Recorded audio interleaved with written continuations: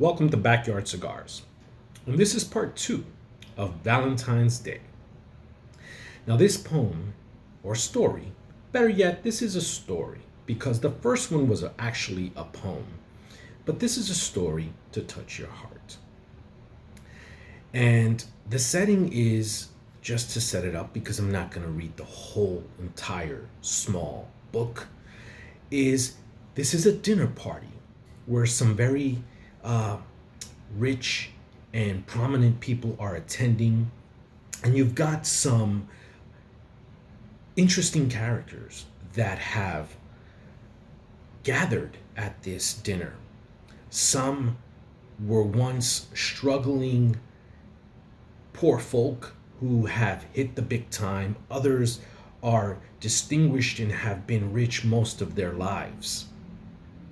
And this is set during the gold rush era.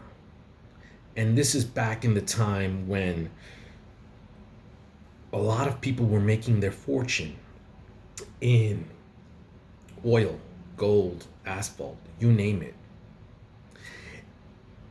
And a group has gathered at this dinner, and one of them happens to be a group that consists of the Asphalt King and the Asphalt Queen. Now, they're Americans and they've struggled in life and they've hit the big time and they're at a dinner party and they're talking. Now, remember, they're known as King and Queen, but they're not actually royalty. Give me a moment, I'll be right back and I'll begin this story.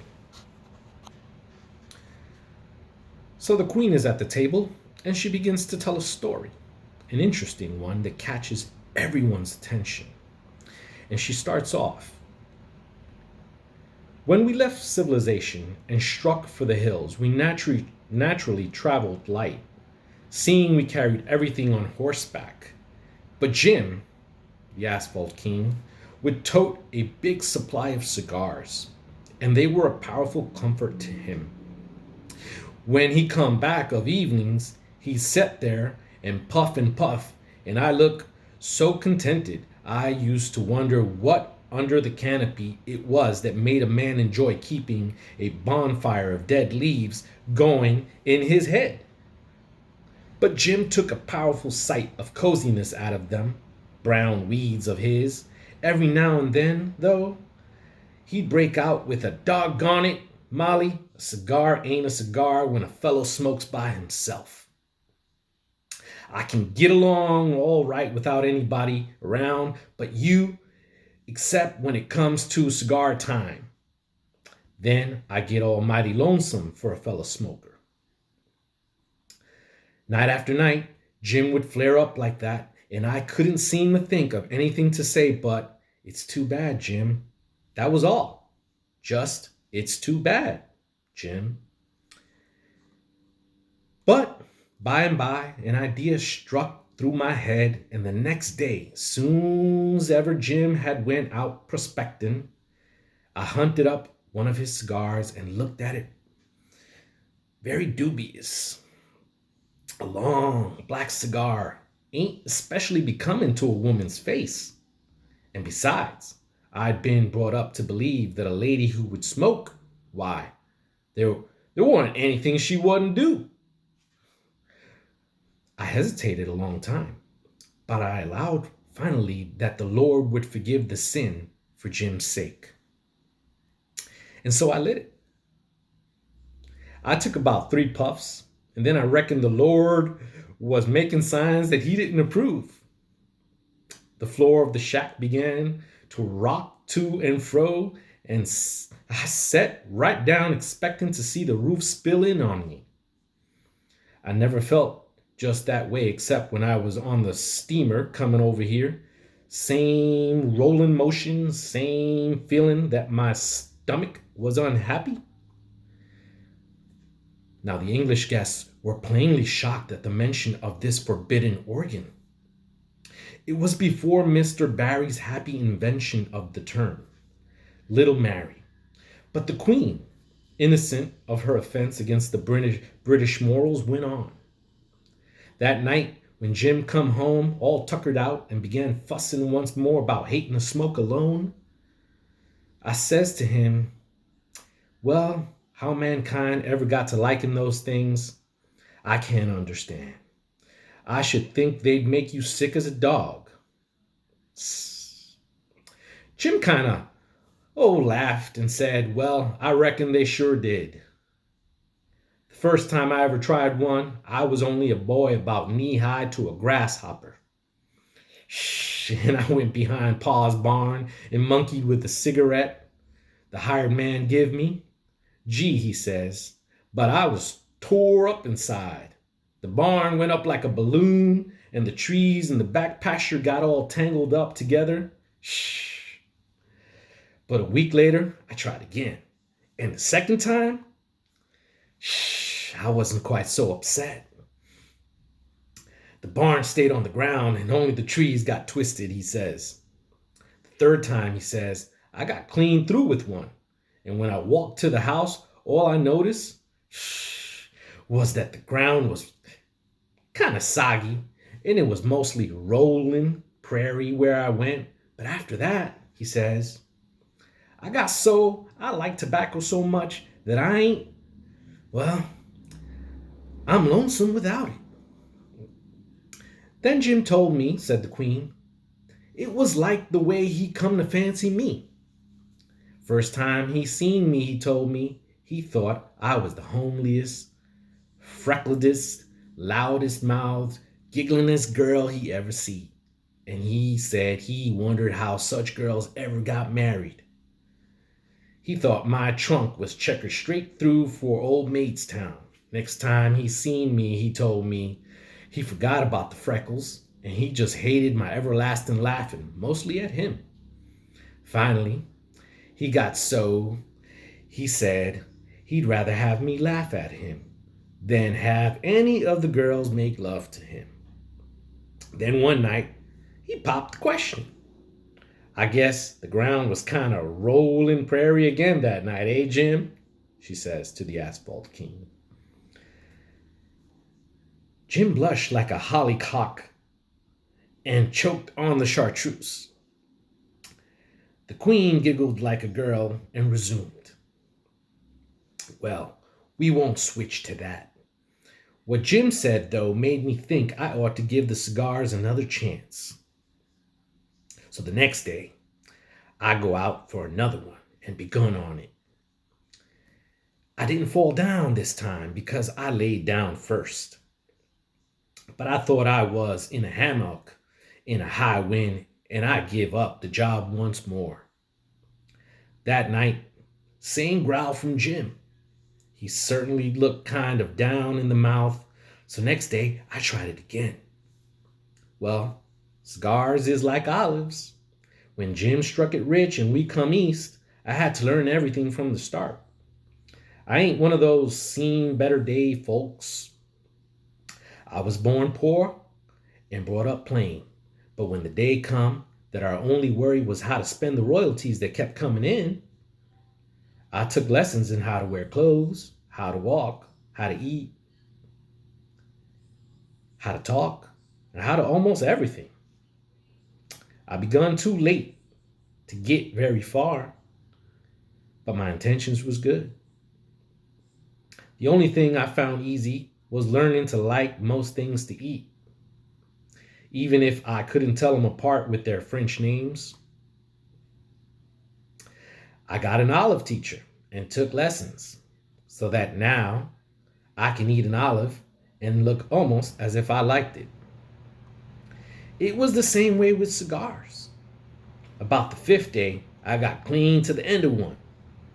There was more to learn. That night I watched him close to see how he lit his cigar, how he held it, how he'd take one out of his mouth, one time, one way, and another time, another way, how he'd lay back and look at the smoke coming lazing out of his face and clouding round his nose. And eyes. Sometimes he'd puff it way out. Sometimes he'd sit and stare at the little fire and the blue silk floss of smoke as if he'd been hypnotized. And sometimes he'd bite the cigar hard and puff away like an engine going up grade. Did you ever notice what kind of gracefulness there is about a cigar smoker who really likes cigars? You can tell real smokers from pretenders by the way they treat their tobacco, just as you can tell a real horseman from an imitation by the way he takes a hold of the reins. Well, I studied Jim's ways hard that evening and practiced them all the next day before a mirror. And when I finished a cigar that day, I was kind of sorry it wasn't longer. Lord, oh mercy. What would our old preacher have said if he could have saw me then? That night Jim come home later than ever. I seen him in on the horizon walking like he had a mountain on his shoulders. He was so long coming that I went out to meet him and hooked my arm in his and tried to cheer him up a bit. But he was in one of his bluest fits. He didn't eat much supper, and after supper, he pounced down hard on the soapbox and bust out. "Oh Lord, Molly, what's the use? What's the use of working? What's the use of hunting any longer? Luck's dead aging me. I guess we better pull up stakes and go back home. I'll get a job driving a hearse or something. We'll never strike it, and we might as well quit and stay quit." "Better have a cigar, Jim," I said, and I brought him the box. He looked into it very indifferent. And then he looked surprised and he says, "I must have been smoking more than I thought. I'm running kind of low on cigars. Running kind of low on everything." "But I didn't let on," said the Queen. And he smoked very disconsolate for a while, and then he bit into the cigar hard and began to puff something savage. Finally he says, "Shh, where's the fun of smoking all by yourself? I guess I'll go to bed." He started to throw his cigar in the fire, but I held his arm. And I says, "You don't have to smoke all by yourself if you don't want to." Well, Jim replied, "Well, where in Sam Hill is there anybody to smoke with?" "What's the matter with me?" said the Queen, looking all innocent. Jim replied, "Why, Molly, it would make you sick as a dog." "Won't hurt to me to try," she says. Well, Jim was that downhearted that he just had relished a bit of misery in somebody else, so he says, "All right, smoke up, old girl." Shh, nothing ever did satisfy a woman's curiosity but picking up the apple of knowledge. She'd rather get evicted from the Garden of Eden than have something there she didn't know all about. So he lit a match and waited with a kind of a gloaty grin. He looked like a little surprised at the business-like way I bit off the end, said the Queen. Wet the other end of the cigar, rolled it in my mouth, and stood ready for the match. And he stared at me prodigious when I gave the first 2 or 3 puffs like a cigar artist. Then he says, "When you fall, Molly, I'll catch you." "I said the Queen, "I guess I ain't going to fall," but I sat down to make sure. I took out the cigar, looked at it as if I just doted on it, and wasn't in no hurry to get it over with, and blew out a long, slow rolling cloud and watched it as if it was my own soul hovering round my head. Well, Jim stared till his eyes would have done for doorknobs. Then he began to laugh. He whooped and hollered till his breath was gone and his cigar was out. But I only puffed on, smiling a kind of dreamy cigar smoking smile. By and by, Jim quit laughing and says, "Say, mister, would you give me a light of your cigar?" "Sure, pard." "He took my cigar," said the Queen, and breathed hard as he got his light.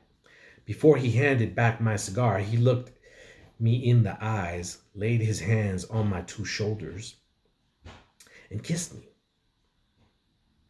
I strangled on the smoke then, and he had to hold me till I got over it. He wanted me not to try any more, but I wouldn't give up. So we sat down together on the same soapbox. By and by, he slid his arm around me, but he didn't say nothing. We just sat there and smoked and smoked. We didn't talk, didn't need to, just smoked. And I understood then why people don't like to smoke by themselves. After that, Jim and me smoked together every evening. It was kind of sweet, wasn't it, Jim? Jim didn't answer, but he turned on her one gleaming look of idolatry. The Queen answered in kind and went on.